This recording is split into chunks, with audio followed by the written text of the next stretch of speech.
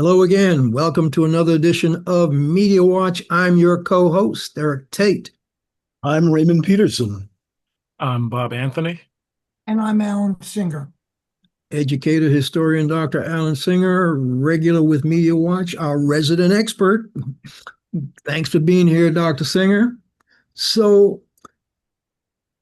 lots of stuff, but we're going to try to put it into two bins. But before we get to those two bins, let's deal with the local New York mayoral election, because something just hit all of our inboxes, and we came across the fact that there's now a movement in the New York City mayoralty race, and the phrase is anyone but Mamdani. You guys have seen those headlines, that story, right? And the bottom line is the moneyed people and the backroom people are not happy that the people of New York are saying we're tired of the same old politicians. We're tired of the little guy being left out. We do not want folk telling us that, yeah, we got to keep doing what we used to do. And so the real estate block of moneyed New Yorkers and the backroom dealers and brokers are all coming together. How many different PACs? Anybody see the story? At least 4, maybe 5 different PACs have now been inundated with tons of dollars. Someone said they were trying to raise at least 20 million from just one of those PACs, and all of that money is going to be devoted towards stopping Mamdani's candidacy and his bid to be mayor of New York. Your feedback on that, guys. Alan?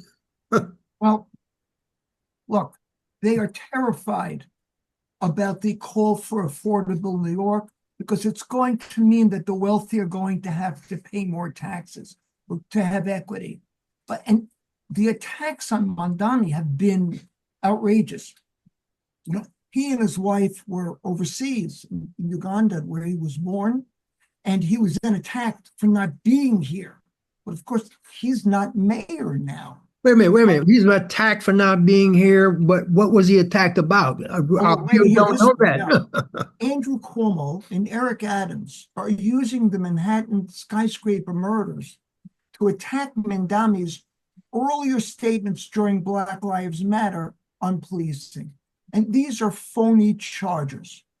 More money for police would have no impact on these mass shootings. The only way to stop the shootings is to make assault rifles illegal. But gun regulation has been made more difficult by the Supreme Court when it threw out New York laws in the Rifle and Pistol Association ruling. Yep. So the Mamdani couldn't have stopped this. More police could not have stopped this. And certainly Eric Adams as mayor didn't stop it. So Bob, how many say 3, 4 different PACs? I think it might have been as high as 5. And Whoa. You're right; they're mostly backed by real estate. The like you said, the money, the big real estate houses, and and we discussed this before. Mamdani is not part of the old Democratic machine in New York. He's not part of the old Tammany Hall type politics. He's Exactly. Go ahead, Ray. I'm sorry. No, I was going to say exactly. And they can't predict what he's going to do. He might be a good guy who's going to really try and clean up the city. And that's what they're afraid of. And I'm not sure that, his last, as I said earlier, and I don't hate to say it because I'm going to say it. I think the biggest thing I have against him is that his last name is Mamdani.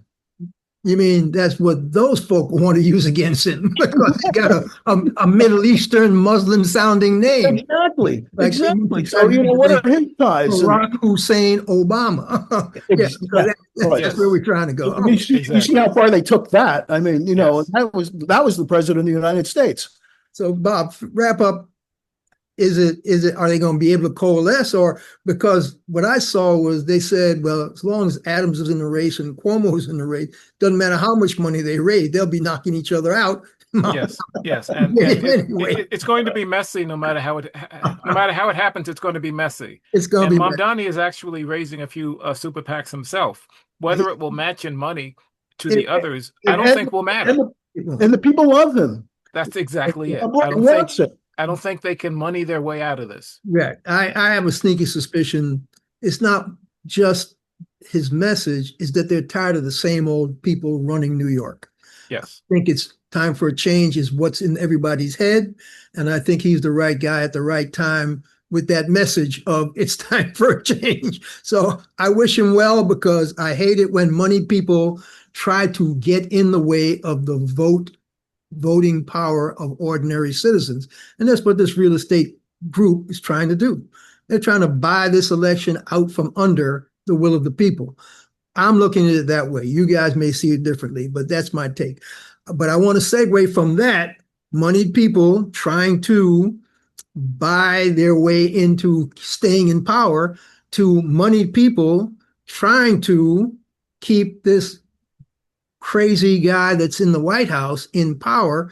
And Alan, I know you had an interesting article that you came across that I think we've all seen about Elon Musk and his suit against Media Matters and how that ties into Trump's playbook about destroying the media. Go. Well, Trump has always used a tactic to weaponize money to undermine anybody he doesn't like.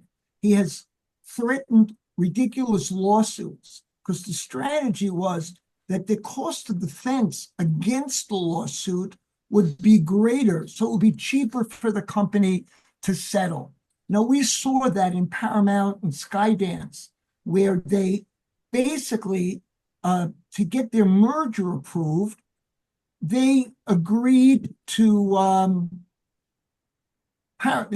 settle a $16 million settlement lawsuit brought by Trump because he charged that they had edited Kamala Harris. And it was a bogus suit. And it was allowed to go through by the Federal Communications Commission because it is a 2-to-1 Trump majority sitting there. Now, Elon Musk is doing the same thing. He has been, to silence critics, this organization is called Media Matters, and that's been monitoring, what goes on in the media. What Musk is doing is he's suing them, and it's cost them $15 million in legal fees over the last 2 years. Mm-hmm. They don't have the money for the legal fees. Mm-hmm. So he's figuring they're going to back down and shut up to get him to drop the case.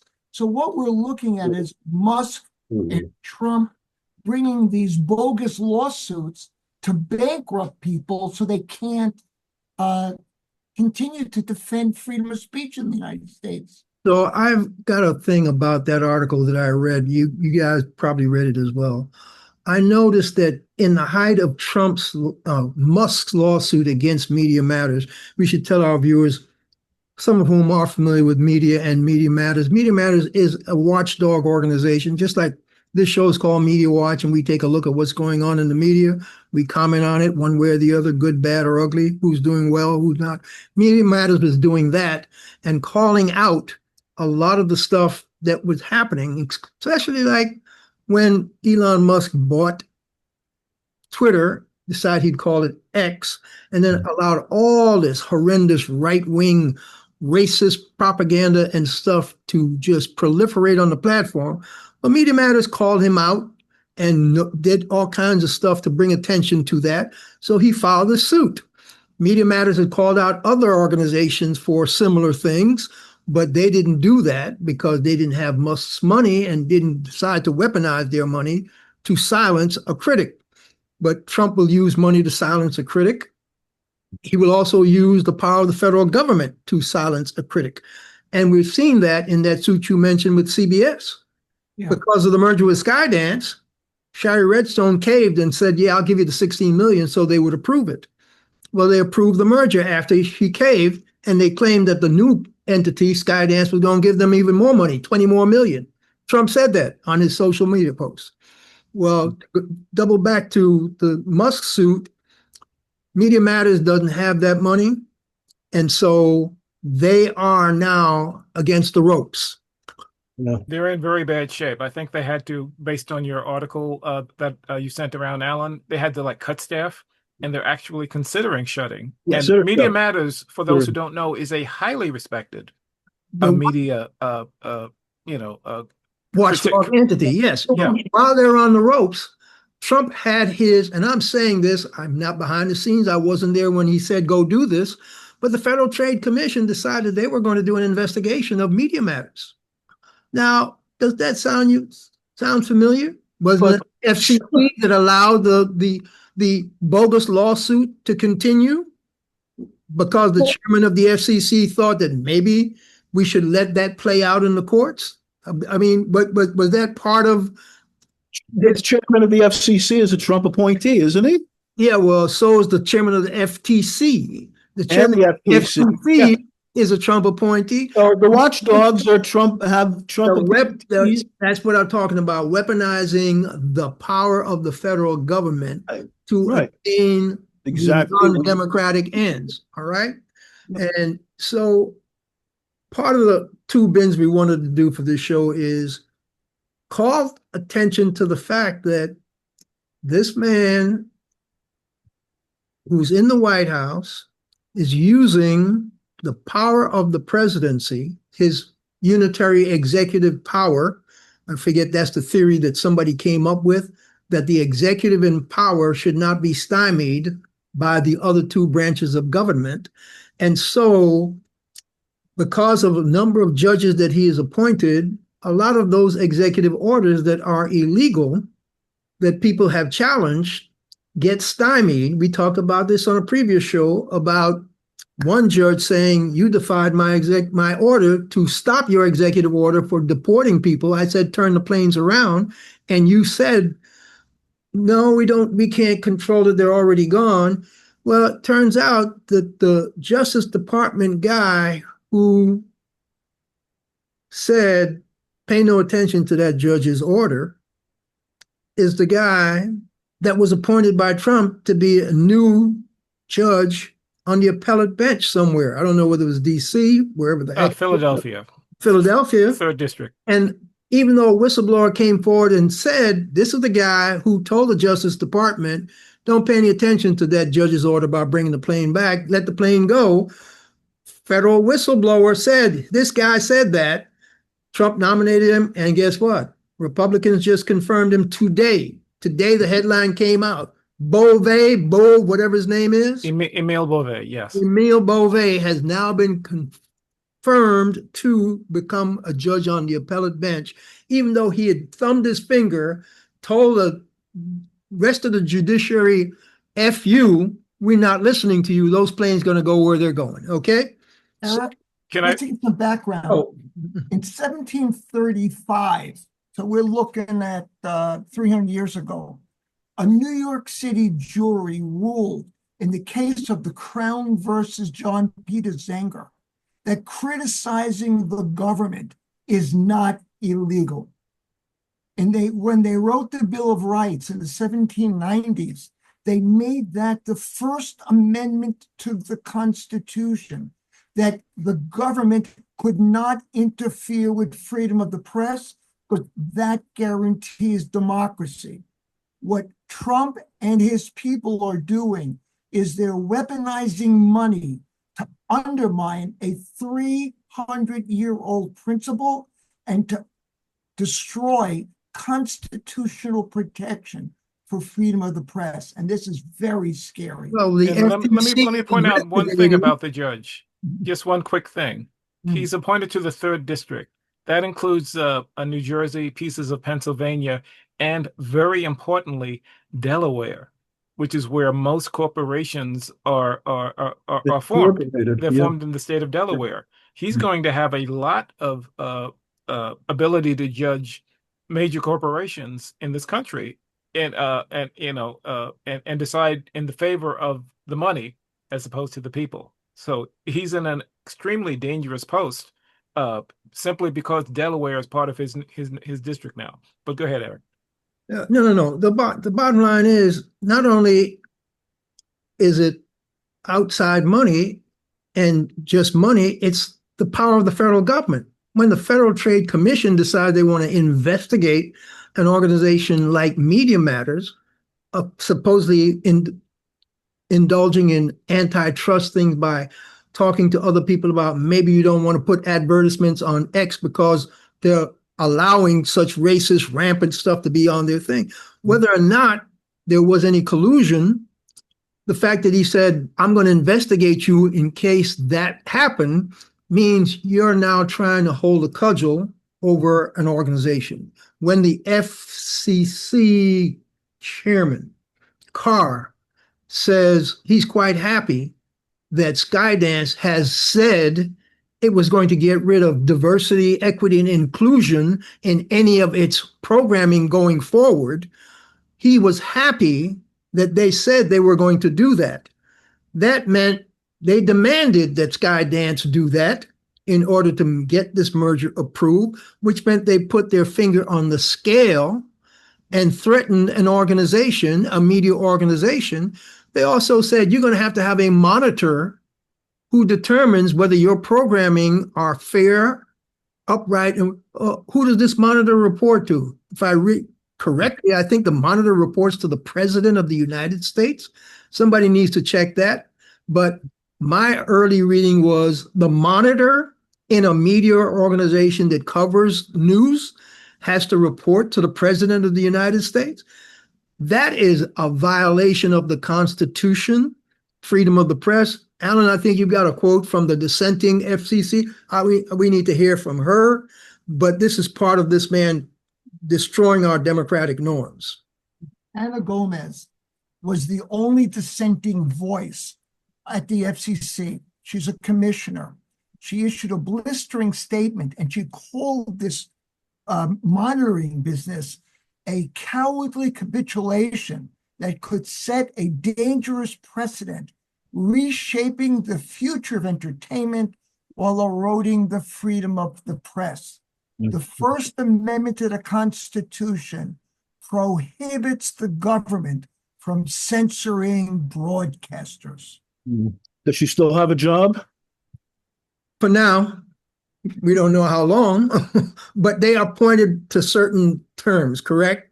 Yeah. So she's there until her term expires, and then he'll be able to put in some other acquiescent individual. He got rid of the the head of the Library of Congress, whose term is not up yet.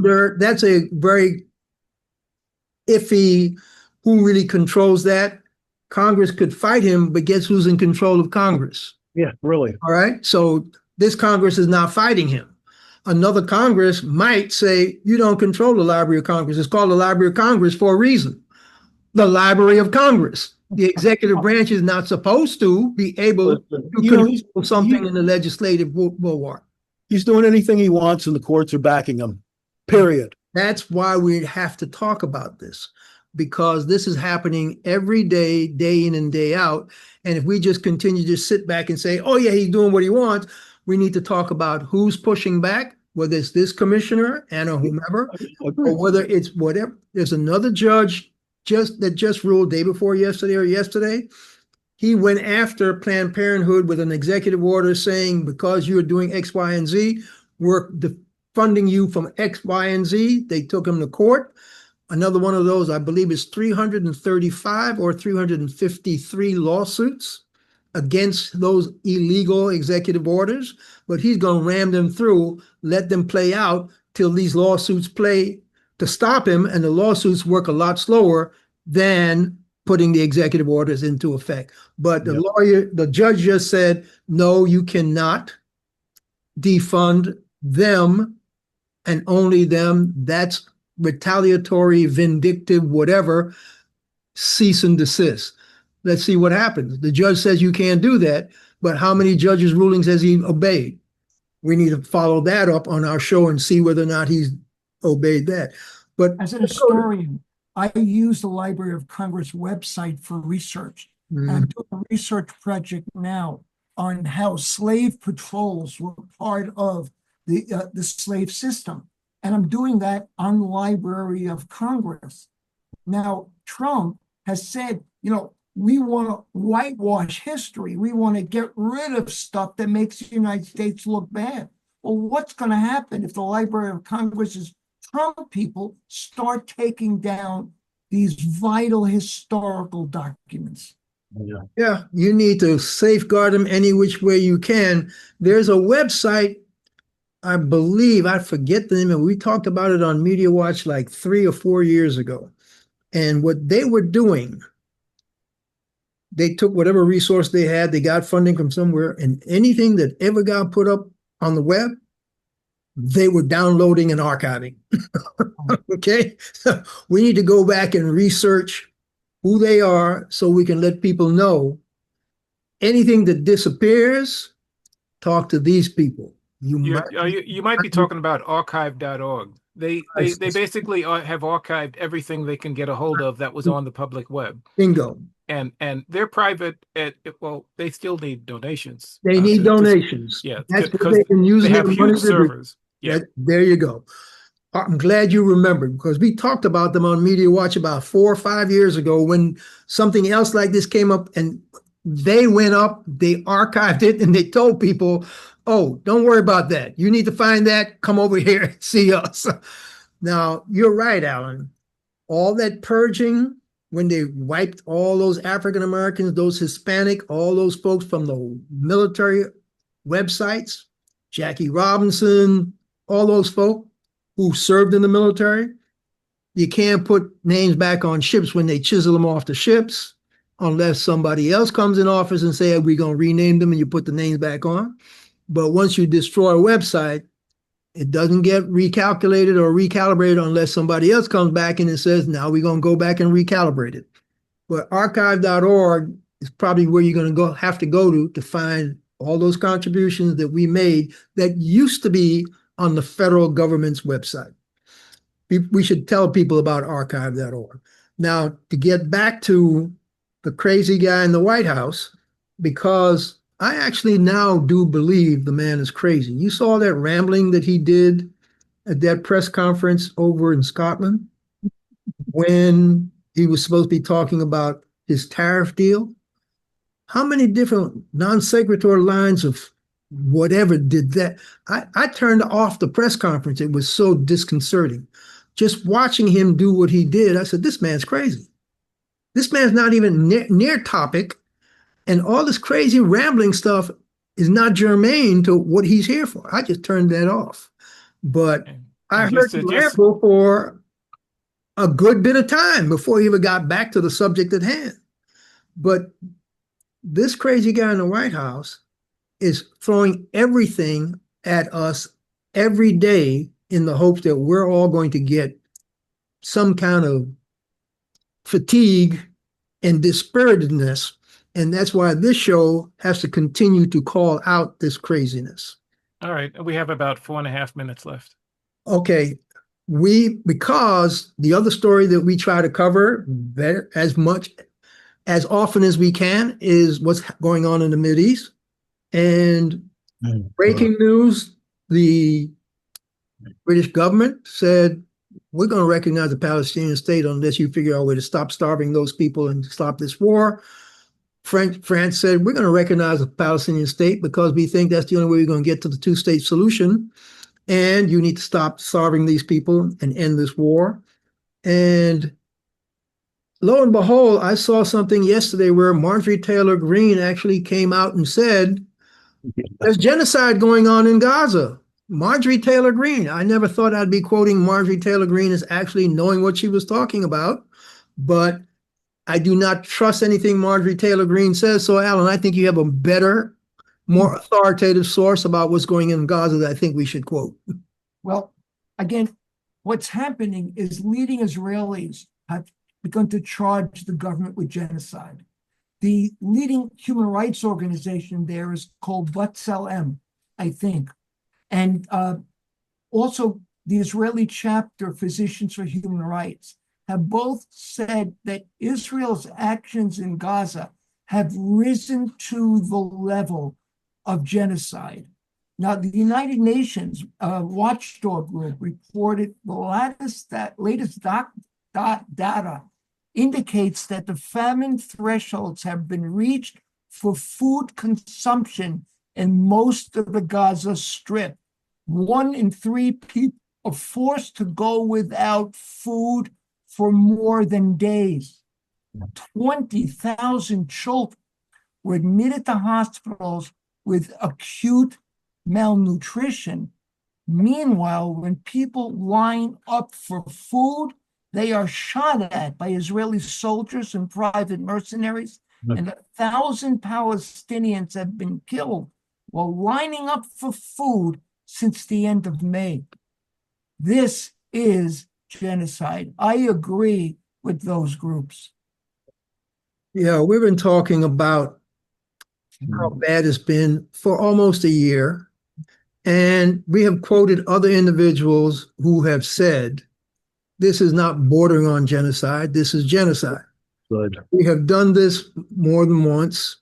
We've done it fairly consistently. And I'm not trying to pat us on the back or anything. This is basically why we call it Media Watch. It turns out that now major media organizations are just sick and tired of the Israeli government saying, no, we're not letting you in here. And the reason why they're now sick and tired is because the Palestinian journalists that these major news organizations have been relying on to cover the story, they are now also suffering from starvation, malnutrition, can't go out to cover the news because they too, because of the Israeli and U.S. inhumane. Do you understand? We have to dig into who the Gaza Humanitarian Foundation is, because I did a quick Wikipedia search to find out, just to get an overview real quick. Some CIA guy, some former Marine, early this year, talked to the Trump administration and said, Israelis don't want to let these people, why don't we form some company? I'm giving you my estimate, because when I looked it up, it was a former CIA guy, it was a former Marine, and it was the US government and Benjamin Netanyahu who said, we're going to set up our own Gaza Humanitarian Foundation to feed the Gazans. Which didn't work at all. And with that, we only have about 15 seconds left. Oh, okay. So that's the story we have to dig into. Who are these people? Who are these folk that are now causing all these people to die trying to get food? And yes, I agree with those folks who said it's genocide. This has been Media Watch. I'm your co-host, Eric Tait. I'm Raymond Peterson. I'm Alan Singer. And I'm Bob Anthony. Catch up to us on YouTube at Media Watch EVT. And we'll catch you the next time, folks. Stay safe. Stay as safe as you can. Do not get discouraged.